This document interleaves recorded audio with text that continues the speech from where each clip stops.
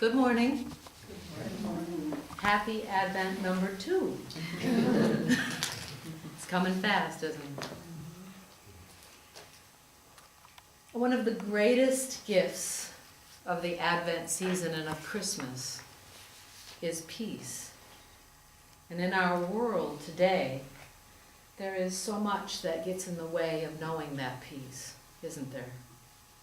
Being too busy, worried about our families, about the drug problem, the environment, about ourselves, about health, about money, about death. So much gets in the way. And if you could open a package, if you could open one package this Christmas, I bet peace would be one of the most cherished gifts that you could ever have. Let's start with what peace is not. Peace is not absence of activity. So we often think of peace being a kind of stillness. That's a part of it. Peace is that serenity and calmness. Have you ever been in the woods when nothing moves?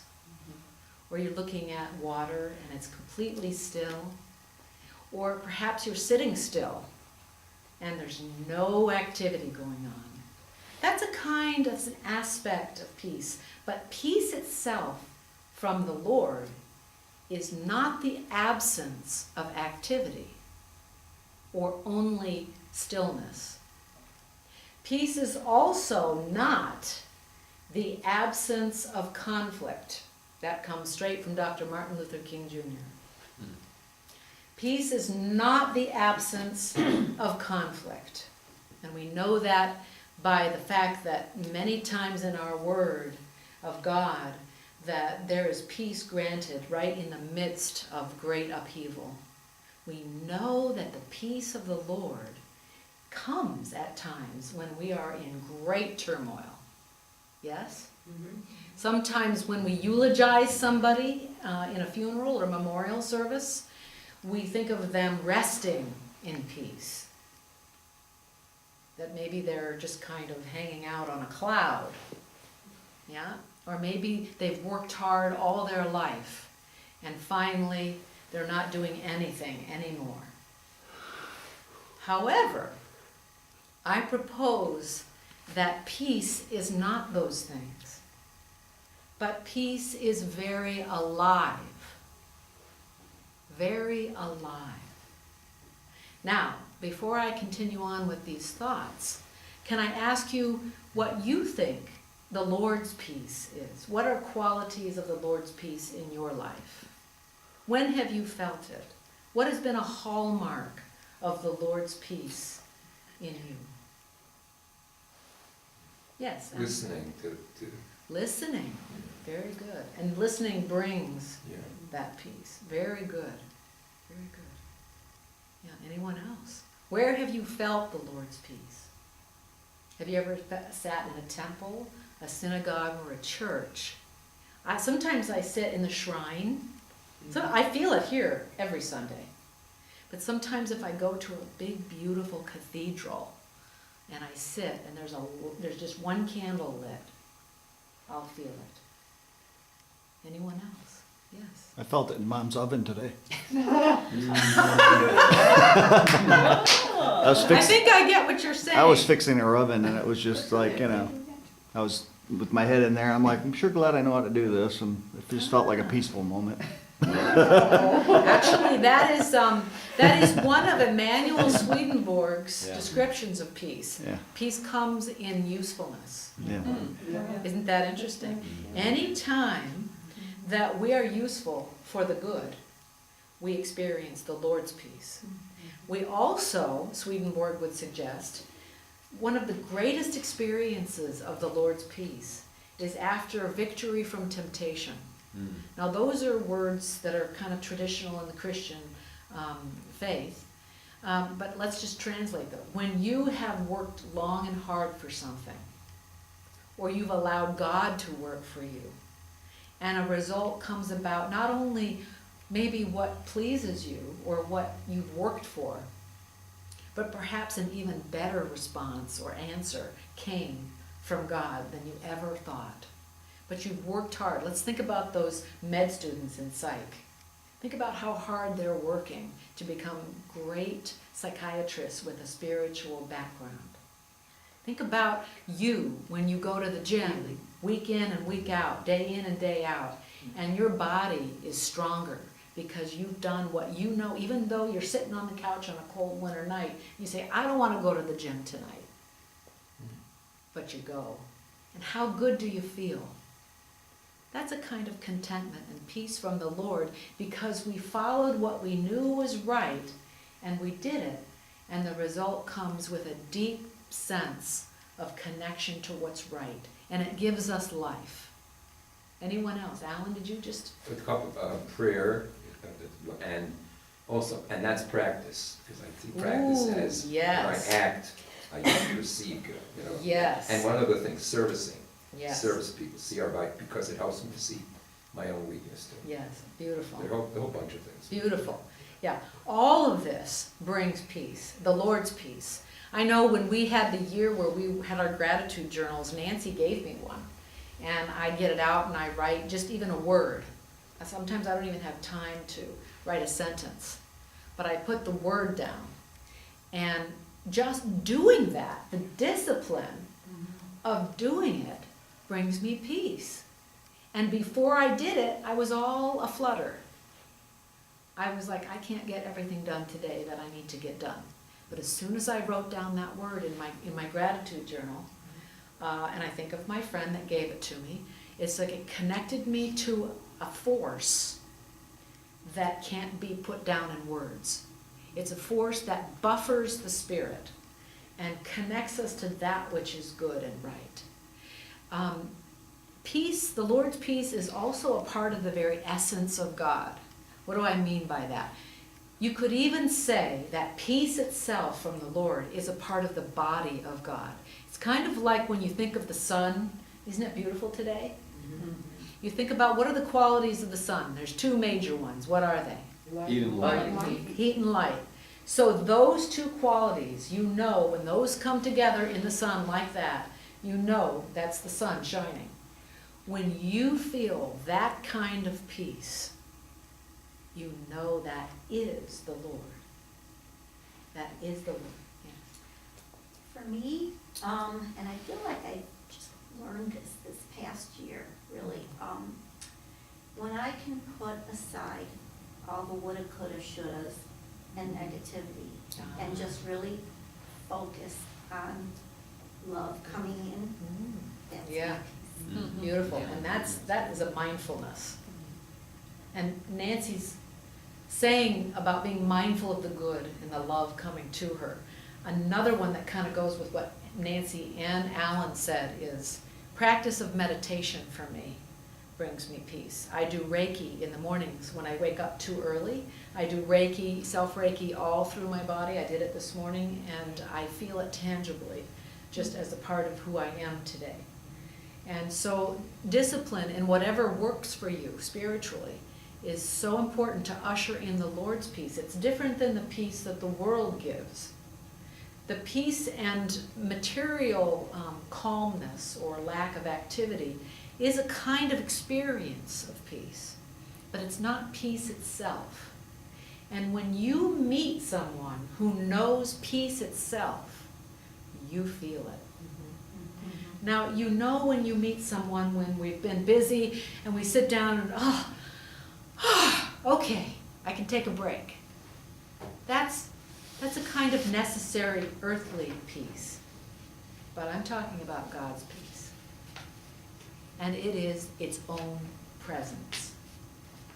It is a life and an aliveness, a quiet aliveness that we see in each other that you could never measure, but it is so present and real.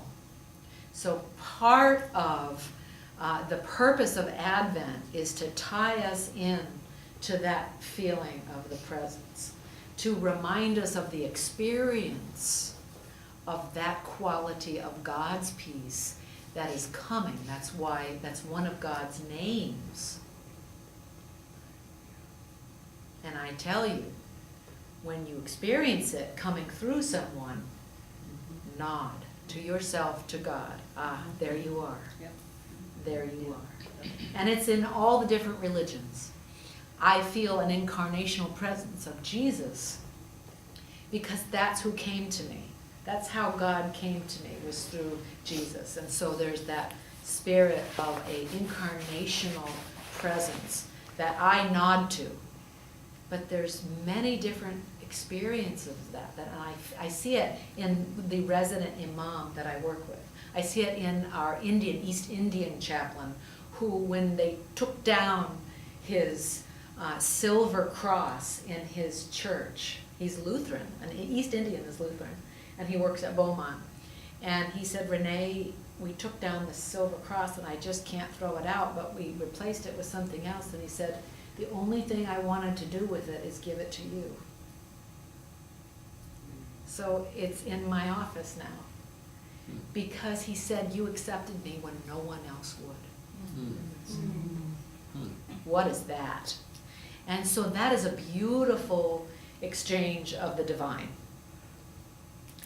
And so we can think of peace, the Lord's peace, intellectually, and we can get to it intellectually in part. We can't really encompass what the Lord's peace is intellectually. We can think about it, but the Lord's peace has to be known and experienced.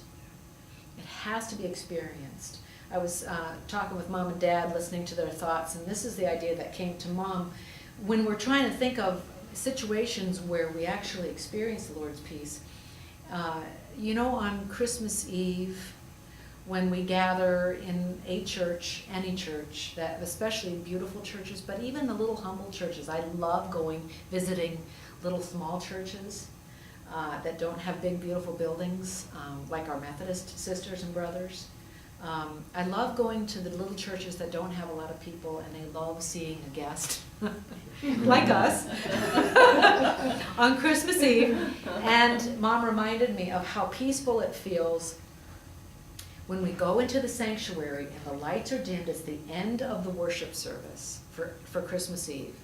And they lower the lights and they hand out the little candles, and everybody gathers around in a circle. And they, one by one, they light those Christmas candles, the light of Christ, all around. And they're singing, just very quietly, they're singing Silent Night. And you can just feel it. You can see the peace of the Lord in the light and in the faces of the people. It's a holy light.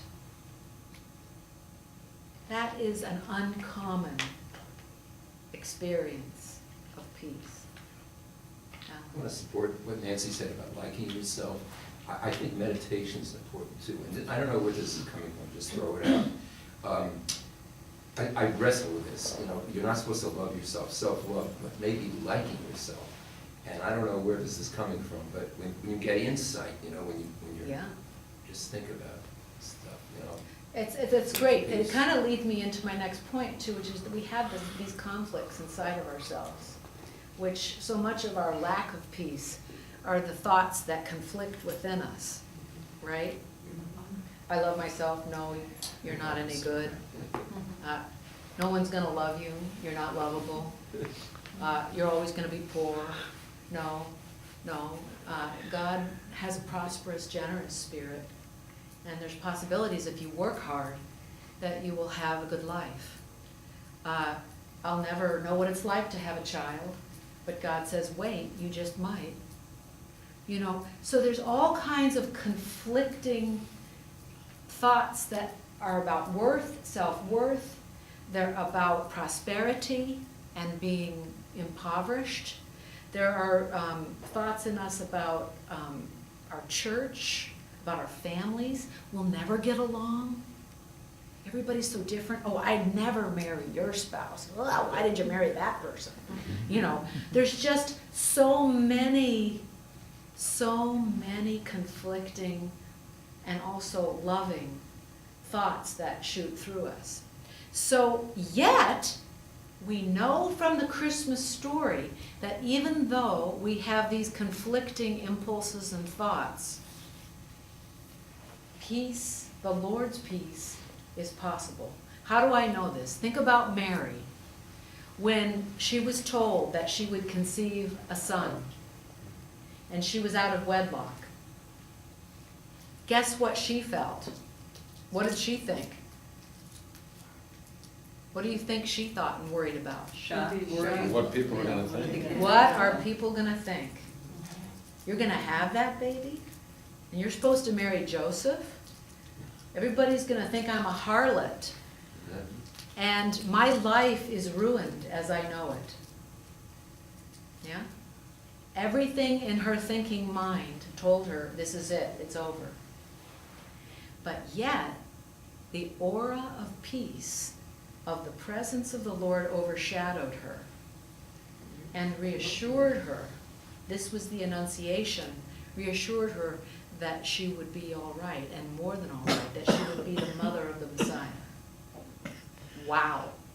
If there's ever a story that reminds us that though we're in the midst of any turmoil, or we're giving up, or we're losing hope, we think it can't be done. But yet this presence, which really the whole point of this message as we close today, the whole point is that in the midst of our conflict and our lack of self-worth and our struggles on this planet and everything that we have a right to worry about, the presence of the Lord in the Lord's self gives us a peace that will overshadow us. For unto you a child will be born, a son will be given, and on his shoulders the government will rest. And his name will be called Wonderful, Counselor, Eternal Father, Prince of Peace. Let him into your heart this Christmas. Let him overshadow you and bless you.